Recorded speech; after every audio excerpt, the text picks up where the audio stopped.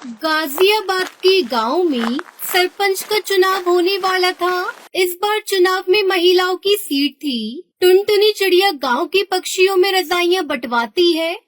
टुनटुनी, ये मैं क्या सुन रहा हूँ? तू प्रधानी का चुनाव लड़ रही है? हाँ मामा, सही कहा आपने। लेकिन ये चुनाव के चक्कर अच्छे नहीं होते। ये सब तो पैसों का खेल होता है बेटा। हमारे पास तो इतने पैसे भी नहीं है। मामू, आप फिक्र मत कीजिए। मेरी कालू कौवे से बात हो गई है। वो कह रहा था कि चाहे जो भी हो जाए, जो गांव की पुरानी प्रधान सुंदरी देवी को वो प्रधान बनने नहीं देगा, क्योंकि उसने कभी गांव में किसी का भला नहीं सोचा। वो सिर्फ अपने बारे में सोचती है।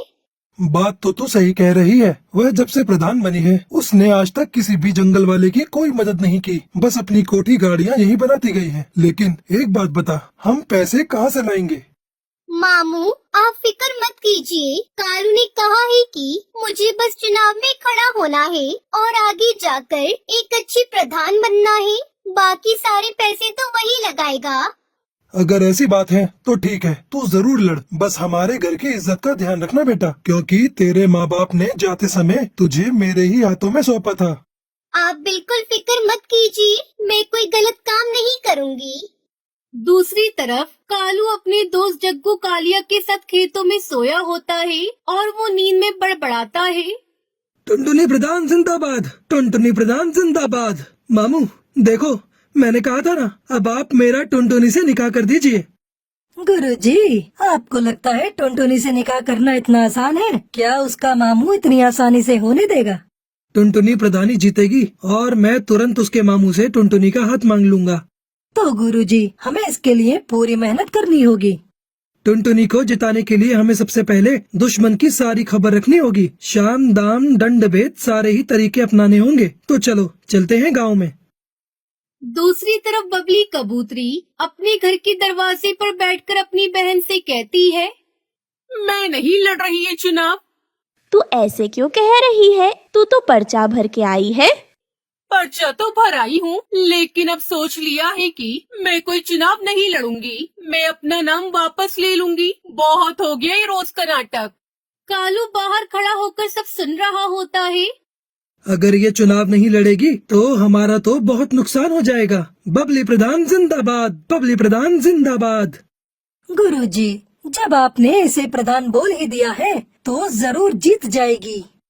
फिर बबली और उसकी बहन लूसी दोनों बाहर आते हैं।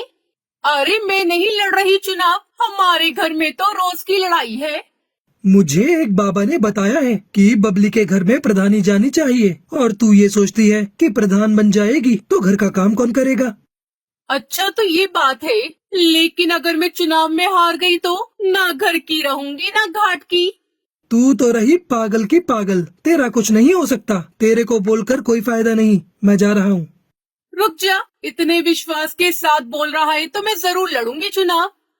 ये हुई ना बात। अब तेरी बात में कुछ वजन लग रहा है। मुझे तेरी सीट को मजबूत करने के लिए बड़े काम करने हैं। तू जल्दी से जा और 25,000 लेकर आ। 25,000 किस बात के? जो तेरे खिलाफ है उनको पैसे देकर ही तो तेरी तरफ करना होगा। मैं क्यों दूं पैसे? एक तरफ तो तू कह रहा है कि बाबा ने तुझे बताया है कि मैं ही चुनाव जीतूंगी, फिर तू पैसे क्यों मांग रहा है? बाबा ने ये भी बताया है कि तेरे दुश्मन पैसों से बड़े ताकतवर हैं और वे पैसे खर्च करके तुझे हराने की पूरी कोशिश करेंगे। अगर ऐसी बात है तो मैं पैसों में आग लगा दूंगी। अभी लेकर आती हूँ पैसे। बबली कबूतरी कालू को पैसे दे देती है। बबली प्रधान जिंदाबाद, जिंदाबाद, जिंदाबाद। अपने लिए 5-6 अच्छे सूट बनवा ले चुनाव के प्रचार में जाने के लिए। बाकी तेरे पोस्टर मैं बनवा दूंगा, उसके लिए पैसे अलग से दे दे मुझे। अलग से कैसे पैसे? 25,000 की जगह 30,000 दिए हैं। ठीक है, पोस्टर के खर्चे का बाद में देख लेंगे। अब मुझे बहुत काम करना है, जाने दो। बबली प्रधान जिंदाबाद, जिंदाबाद, जिंदाबाद। बबली प्रधान जिंदाबाद करते हुए वो वहाँ से आगे निकल पड़ता है। कालू पूरा माहौल बना देगा, तुझे प्रधान भी बनवा देगा। गुरुजी, कमाल हो गया। 1 मिनट में 30,000। चलो सुंदरी प्रधान के घर। सुंदरी प्रधान जिंदाबाद, जिंदाबाद, जिंदाबाद। सुंदरी प्रधान जिंदाबाद। सुंदरी प्रधान जिंदाबाद करते हुए वो दोनों सुंदरी प्रधान के घर पहुंच जाते हैं। मेरे टक्कर का इस पूरे गांव में कोई नहीं है। प्रधानी का चुनाव तो मैं ही जीतूंगी। हाँ सुंदरी प्रधान, तुम बिल्कुल ही सही कह रही हो, तुम ही जीतोगी। मैं तो स्कूल में खड़ा होकर सारे वोट तुम्हारे ही नाम पर डलवाऊंगा। मेरा बस चले तो सबको भगाकर खुद ही तुम्हारे नाम पर वोट डाल दूं। कालू, तू याद रखना मुझे। इसमें याद वाली क्या बात है? मेरे दादा परदादा, इसके दादा परदादा सब हमेशा से ही तेरे साथ हैं। बस कालू, तूने कह दिया तेरा साथ है तो आधा चुनाव तो मैं अभी जीत गई। अब तू एक काम कर, थोड़े कंबल ले जा और गांव में बंटवा दे। सुंदरी प्रधान, हम ऐसे ही किसी के पास नहीं जाते, और किसी के साथ खड़े हो गए तो उसे जिताकर ही छोड़ेंगे। सही कहा ना जग्गू कालिया? तो बोलो सुंदरी प्रधान जिंदाबाद। बस तुम तो अपनी प्रधानी पक्की समझो। वैसे तो मुझे खुद पर पूरा विश्वास है। अब तुमने कह दिया तो विश्वास और पक्का हो गया। अरे हम जो बताने आए थे वो तो भूल ही गए। मेरे पास बबली आई थी नोटों की थैली लेकर। हमने वो पैसे नहीं लिए। जब उसको वोट ही नहीं देना है तो थैली क्यों लेना है? अच्छा किया। अगर तेरा समर्थन मिल गया कालू, तो मुझे हराने वाला कोई नहीं है। तुझे समर्थन चाहिए या वोट चाहिए? बस समर्थन तो हम तेरे लिए ले ही आएंगे, और जो वोट नहीं देगा उसे खिला पिला कर तेरी तरफ कर देंगे। मुझे तेरे से यही उम्मीद थी कालू। तू जिस चीज पर हाथ रख देगा वो तेरी होगी। बस एक बार मुझे चुनाव जीत जाने दे। जिस चीज की भी जरूरत हो आकर ले जाना। तेरे घर का तो मैं पानी भी नहीं पीऊंगा। तुझे वोट देने के लिए मैं तेरे से कुछ लूंगा क्या? वह तो जब मैं गांव में निकला तो 2-4 पक्षियों ने पूछा कि भाई किसे वोट डालना है, कुछ खिला पिला दो। उसके लिए मैं तेरे से पैसे लूंगा, उनको खिलाने पिलाने के लिए और तेरी तरफ करने के लिए, वरना मैं तो एक पैसा न लूं। कालू, जब तेरे जैसे लोग मेरे फेवर में है ना, तो मैं ही जीतूंगी चुनाव। अरे वो हरिया तोती आई थी मेरे पास पैसे लेकर कि मैं और अपने साथ वाले वोट उसे दे दूं। मैंने तो सीधा ही मना कर दिया कि मैं नहीं लूंगा पैसे। जब वोट उसे नहीं देना तो उसके पैसे क्यों लेना? ठीक किया तूने। मैंने उसको साफ साफ कह दिया कि इतने पैसे तो सुंदरी ऐसे ही दे देगी मुझे। अब तुम एक काम करो सुंदरी प्रधान, मुझे 25,000 ला कर दो। मैं उनके लिए काजू बादाम और फलों की टोकरी उतरवाता हूँ। बस फिर देर किस बात की है, ये ले पैसे। वो सुंदरी प्रधान जिंदाबाद करते हुए वहाँ से निकल जाते हैं। दूसरी तरफ हरिया तोती के घर उसका पति तोताराम परेशान था। क्या सोच रही हो? मैं ये सोच रहा हूँ कि तू इस बार चुनाव मत लड़। क्यों न लड़ू चुनाव? मेरी बात हो गई है, सारा गांव मेरे साथ है। अरे 2 बार तो मैं भी चुनाव लड़ चुका, देख हार के बैठा हूँ। तुम हार गए लेकिन मैं तो जीतूंगी। अरे रहने दे, तू क्यों घर को बर्बाद करने पर तुली हुई है? तुम कुछ भी कहो, मैं तो लड़ूंगी चुनाव और जीतूंगी भी। तभी कालू आता है। हरिया प्रधान जिंदाबाद। देखो, कालू खुद मेरी जय-जयकार करते हुए आ रहा है और ये जिसके पीछे लग गया वो तो जीत ही गया समझो। अरे तोताराम, क्या बात हो गई? दुखी क्यों हो? क्या बताऊं तुझे, 2 बार चुनाव लड़ा और हार गया। अब ये चुनाव लड़ने को कह रही है, बात ही नहीं मान रही मेरी। अब हार की बात करेगा तो हारेगा ही, जीत की बात कर जीत की। पीछे मुड़कर देखना छोड़ दे और आगे की तरफ बढ़। कौन समझाए? ये तो पुरानी बात पकड़ कर ही बैठे हैं। मैंने कहा जिसके साथ कालू हो उसकी तो जीत ही होगी। अब तुम्हें क्या बताऊं, 3 बार आ गए मेरे घर पर 30,000 40,000 लेकर। कह रहे थे कि तुम बस चुनाव जितवा दो, पैसे चाहे कितने भी लग जाएं। तूने किसी को हाँ तो नहीं करी? ऐसे कैसे हाँ कर देता? ऐसी गालियां दी, अगर तू सुनती तो तेरे कानों से खून आ जाता। बिल्कुल सही किया तूने। मैंने तो बोल दिया कि तू 30 लेकर आई है, 40 तो हरिया मुझे ऐसे ही दे देगी। इतने पैसे तो नहीं दे पाऊंगी। कितने पैसे दे पाएगी? बताओ जी। क्या बताऊं? 15,000 दे दे कालू को।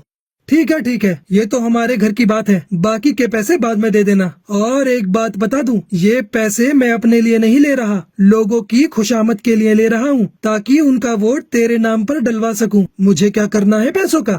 वोट के लिए तो हमने दारू मंगा रखी है। अरे बेवकूफ, जो दारू नहीं लेता उनके लिए कुछ और मंगवाना पड़ेगा। बस ये पैसे उनमें ही खर्च करूँगा। ठीक है, पैसे ले जा और दारू की बोतल भी ले जा और बना दे हमारे नाम का माहौल पूरे गांव में। कालू और जग्गू कालिया हरिया प्रधान जिंदाबाद करते हुए वहाँ से निकल जाते हैं। कुछ दिनों बाद बबली अपनी बहन से कहती है, मुझे बाकी किसी से डर नहीं है, सिर्फ टुनटुनी से डर है। बिना पति की इलेक्शन लड़ रही है। गांव के सारे मर्द पक्षी तो इसे ही वोट देंगे। तुम फिक्र क्यों करती हो? वैसे भी ये अपने गांव की है नहीं, ये इसके मामा का गांव है। इसकी सीट तो कैंसिल ही कर देंगे। वोटिंग का दिन आता है और गांव में वोट पड़ते हैं। सुनो गांव वालों, हमारे अधिकारी जी ने वोटों की गिनती कर ली है। अब वह परिणाम की घोषणा करेंगे। गांव वालों, टुनटुनी 103 वोटों से आगे है और वह गांव की प्रधान घोषित की जाती है। टुनटुनी कालू सब नाचने लगते हैं। गांव वालों, हमें पंचायत बुलानी होगी। यह चुनाव गैर कानूनी हुआ है। हाँ हाँ, सही कहा तोताराम ने। ये चुनाव गैर कानूनी है। टुनटुनी तो इस गांव की है ही नहीं, फिर ये चुनाव कैसे लड़ सकती है? गांव की चौपाल पर पंचायत बिठाई जाती है। गांव वालों, तोताराम का ये कहना है कि टुनटुनी इस गांव में गलत तरीके से चुनाव जीती है, क्योंकि वह इस गांव की है ही नहीं, इसलिए चुनाव दोबारा होंगे। क्यों होगा दोबारा चुनाव? मैं प्रधान बनी हूँ, मुझे जिताने वाले गांव के पक्षी ही हैं। हम पागल हैं जो हमने चुनाव के लिए 10 बीघा जमीन बेच दी। मैंने कोई गैर कानूनी तरीका नहीं अपनाया है। चुनाव लड़ने जीतने के लिए मैं इस गांव की हूँ। मेरा निकाह इस गांव में हुआ है और इस हिसाब से मैं यहाँ चुनाव लड़ सकती हूँ। किसके साथ हुआ है तेरा निकाह? हमें भी तो बता। कालू से हुआ है मेरा निकाह, मैं झूठ नहीं बोल रही। गांव वालों, मेरी बात सुनो। ये चुनाव सही तरीके से हुआ है, क्योंकि प्रधान बनने के बाद किसी को अपनी कोठी बनवानी थी, किसी को फॉर्च्यूनर खरीदनी थी, तो किसी को अपनी बेटी की शादी करनी थी। सबको सिर्फ अपने बारे में ही फिक्र थी। गांव की भलाई की तो किसी को पड़ी ही नहीं थी। इसलिए मैंने इस गांव की भलाई के लिए टुनटुनी से निकाह किया। सबके सामने बोलता हूँ, ये गांव का काम करेगी और विकास भी करेगी। अगर ऐसा नहीं हुआ तो मैं खुद टुनटुनी से उसका इस्तीफा दिलवाऊंगा। गांव वालों, मैं यहाँ पर बड़ी हुई हूँ, लेकिन मैंने हमेशा आप सबको गांव की टूटी सड़कों की वजह से परेशान होता हुआ देखा है। इस गांव में 5वीं क्लास के बाद कोई स्कूल नहीं होने की वजह से बच्चों को इतनी दूर पढ़ाई करने के लिए दूसरे गांव में उड़ता हुआ देखा है। मेरे मामू मुझे पढ़ाना चाहते थे, लेकिन हमारे गाँव में कोई स्कूल नहीं था, जिस वजह से मैं आगे नहीं पढ़ पाई। और मैं नहीं चाहती कि हमारे गांव की आगे आने वाली पीढ़ी कम पढ़ी लिखी हो, खास तौर पर चिड़ियाएं, जिन्हें आप सब आगे की पढ़ाई के लिए दूसरे गांव नहीं भेजते।